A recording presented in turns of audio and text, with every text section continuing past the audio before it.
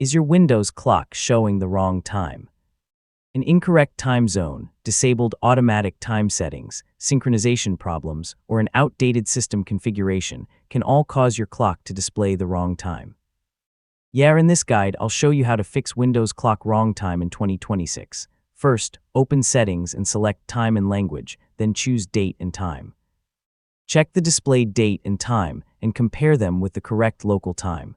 Make sure Set Time Automatically is turned on. This allows Windows to automatically adjust the system clock when synchronization is available. If it's already enabled, you can turn it off and back on to refresh the setting. Next, check your time zone. Select the time zone that matches your current location. Choosing the wrong time zone can make the clock appear incorrect, even when automatic synchronization is working normally. Now look for the Sync Now button and select it. Windows will attempt to synchronize your computer's clock with its configured time service.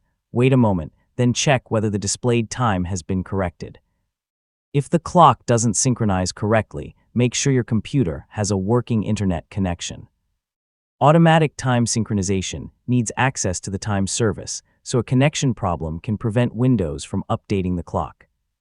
If your region uses daylight saving time, review the automatic daylight saving option when it's available. Incorrect regional settings can sometimes cause the displayed time to be off by an hour. After making the changes, restart your computer and check the clock again. Make sure the time zone is correct and automatic time synchronization remains enabled. If the time is still wrong, repeat the synchronization step and check for available Windows updates.